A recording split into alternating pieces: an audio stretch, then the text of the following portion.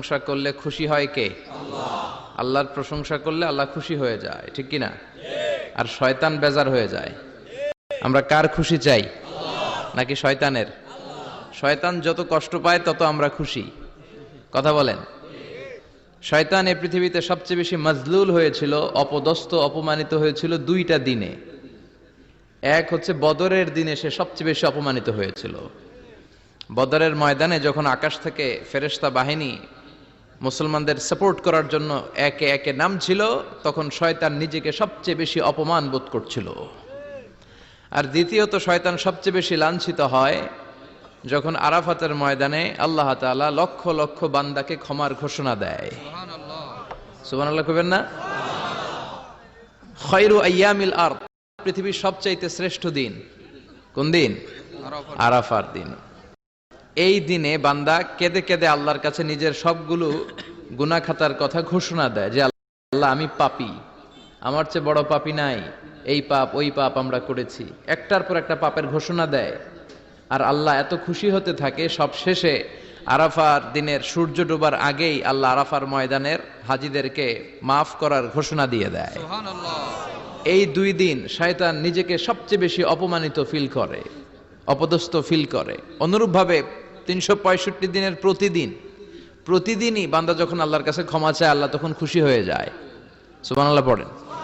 আর শয়তান নারাজ হয়ে যায়। আমাদের মিশন হচ্ছে আমরা আল্লাহরে খুশি করতে চাই, আর শয়তানের বিরুদ্ধে আমাদের অবস্থান। চিল্লায় বলেন ঠিক কিনা? এজন্য সবসময় প্রশংসা করব কার? শুকর গুজার হব আল্লাহর জন্য, ঠিক কিনা? বিশ্বনবী বলতেন আল্লাহুম্মা জাআলনি সাবুরা ওয়া জাআলনি শাকুরা ওয়া জাআলনি ফি আইনি সগীরা ওয়া ফি আয়ুনিন নাসি কাবীরা। হে আল্লাহ, আপনি আমারে ধৈর্যশীল বানান। আমাদের ধৈর্য নাই, অল্পে আমরা অস্থির।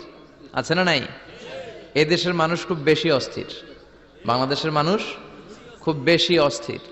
আমি পৃথিবীর অনেক দেশে ঘুরেছি, সেখানে দেখেছি মানুষজন খুব ধীরস্থির ভাবে কাজ করতে পছন্দ করে। সুপার শপে যদি কিনতে যায়, they maintain the queue in super shop. Super শপে লম্বা লাইন, সবাই যে ওখানে ভদ্রভাবে দাঁড়ায়, একজনের পর একজন যাবে। টিকিট কাটতে যাবে, লম্বা লাইন, একজনের পর একজন দাঁড়ায়, একজন যাবে আরেকজন। তো ওখানে যদি কোনো বাঙালি থাকে তখন দেখা যায় তার অস্থিরতা। কেন সামনে এত লাইন, এত সময় লাগে কেন, আমি কখন পাবো, আমার কি হবে? অস্থিরতা আছে না নাই? মানে সে পারে না সামনে সবাইকে ডিঙ্গিয়ে আগে যে টাকা পে করবে, আগে যে টিকিট কাটবে। এই অস্থিরতা আমাদের কমাইতে হবে, ধৈর্যশীল হতে হবে। গোটা বিশ্বব্যাপী আমাদের এই বাংলাদেশের মানুষের এই বদনাম যে আমরা অস্থির প্রকৃতির, আমরা ঠান্ডা মাথায় ভাবি না। ঠান্ডা মাথায় ভাবতে হবে, ধৈর্যশীল হতে হবে। ইন্নামা সাবরু ইনদা সাদামাতিল উলা।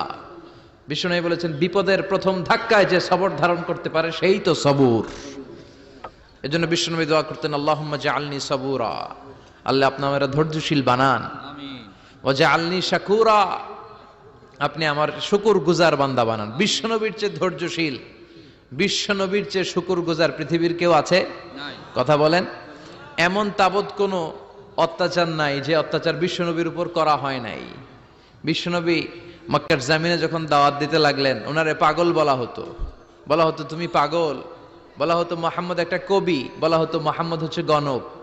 বিশ্বনবী যখন রুকু দিতেন, সিজদায় চলে যেতেন, উটের পচা নারী ভুরি এনে বিশ্বনবীর কাঁধে ফেলে রাখা হতো। বিশ্বনবীর গলার মধ্যে রশি ধরে টান দেয়া হতো। কয়েকবার বিশ্বনবীর এই ঘাড়ের এই চামড়া ছিঁড়ে গিয়েছে, একবার চাদর টান দেওয়ার কারণে, আরেকবার রশি টান দেওয়ার কারণে। বিশ্বনবী কিছুই বলেন নাই, ক্ষমা করে দিয়েছেন। যেই মক্কার শত্রুরা বিশ্বনবীকে মক্কা থেকে বিতাড়িত করেছেন, এবং যেই রাতে উনি হিজরত করলেন, মাইগ্রেট করলেন, উনি কেঁদে কেঁদে বারবার মক্কার দিকে ফিরে তাকায়, আবার যায়, আবার ফিরে তাকায়, মাতৃভূমির মায়া ছাড়তে পারছেন না। আর বলছিলেন মাক্কা তো আহাব্বুল বিলাদ ইলাইয়া, মক্কা আমার কাছে সবচেয়ে প্রিয় শহর। লাউলা উখরিজতু লামা খরাজতু মিনহা, আমার যদি বের করে না দেয়া হতো এই শহর থেকে, আমি কোনোদিন এই শহর থেকে বেরোতাম না। এত ভালোবাসতেন বিশ্বনবী মাক্কাতুল মুকাররমাকে, ধৈর্যশীল ছিলেন। এত অত্যাচার অনাচারের পরে যখন মক্কা বিজয়ের ক্ষণ আসলো, এই মক্কাকে বিশ্বনবীর করতলগত করে দিল কে? ফাতে মক্কা হলো। বিশ্বনবী চাইলে পিষে পিষে প্রতিটা কাফের মুশরিককে শেষ করে দিতে পারতেন, ঠিক কিনা? কিন্তু বিশ্বনবী বললেন লা তাসরিবা আলাইকুমুল ইয়াউম ইযহাবু আনতুমুত তুলাকা, কোনো রিভেঞ্জ চলবে না, আজকে কোনো প্রতিশোধ নাই। একেবারে বড় যুদ্ধাপরাধী যারা, মারাত্মক যারা অফেন্স করেছে তাদেরকে শাস্তির আওতায় আনা হবে, বাকি সবাইকে আমি ক্ষমা করে দিলাম। In the long history of the world, there is no instance of magnanimity and forgiveness which was showed by our beloved Prophet Muhammad when all of his enemies laid under his feet and he forgave them one and all. পৃথিবীর গোটা পৃথিবীর ইতিহাসে এরকম নজির কোথাও পাওয়া যায় না, যাকে এত অত্যাচার করে বিতাড়িত করা হয়েছে, নির্বাসন দেয়া হয়েছে, হিজরতে বাধ্য করা হয়েছে, তিনি যখন ওই শহরকে আবার বিজয় করলেন, কাউকে আঘাত করলেন না, আগুন জ্বালিয়ে শহরটাকে জ্বালিয়ে দিলেন না, ওদের বংশকে নির্বংশ করলেন না, বরং মুচকি হেসে উনি বললেন, যাও ক্ষমা করে দিলাম। কি ধৈর্যশীল ছিলেন। আবার দোয়াও করতেন, আল্লাহুম্মা জাআলনি সাবুরা, আল্লাহ আপনি আমার ধৈর্য বাড়ায় দেন, ওয়া জাআলনি শাকুরা, আপনি আমার শুকরগুজার বানান, ওয়া জাআলনি ফি আইনি সাগীরা, আল্লাহ আমার চোখে আপনি আমারে ছোট বানান, ওয়া ফি আয়ুনিন নাসি কাবীর, আল্লাহ মানুষের চোখে আপনি আমারে বড় বানান। কি মানুষ ছিল, নিজের চোখে নিজে ছোট থাকতে চাইতেন। আমরা নিজের চোখে নিজের বড় মনে করি, এরকম ডাকাইত আছে না নাই? নিজেরাই নিজে মনে করে কত বড় সাহেব, লাট সাহেব।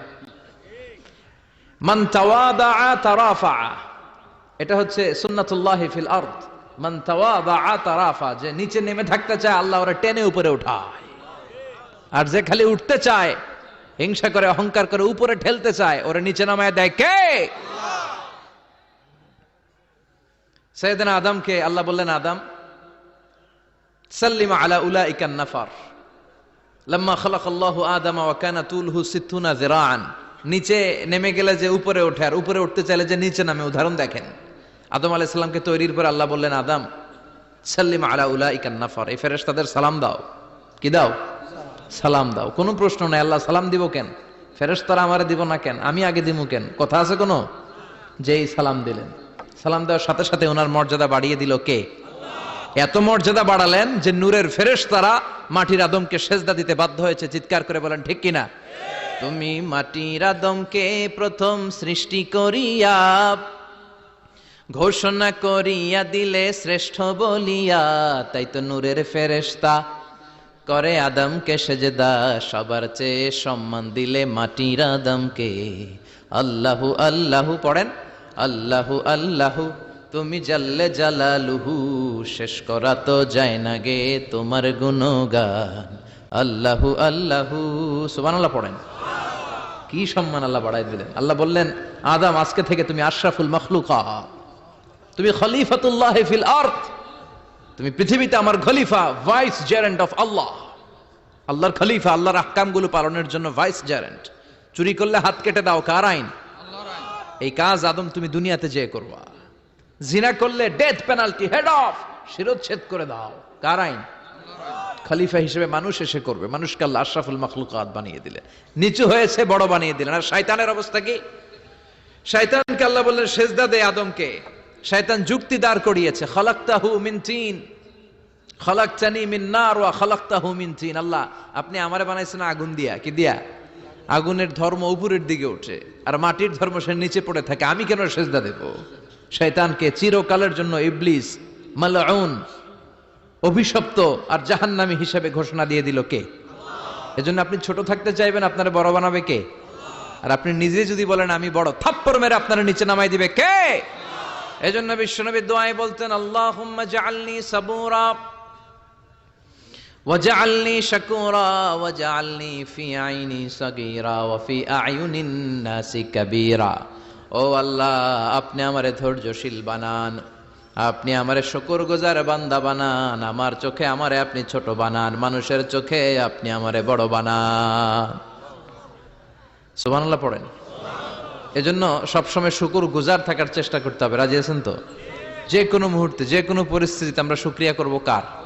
চিল্লায় বলেন কার? আমরা যেন বেশি বেশি আল্লাহ তাআলার শুকরিয়া আদায় করতে পারি। আল্লাহ তুমি তৌফিক দাও। সবাই পড়ি আমিন।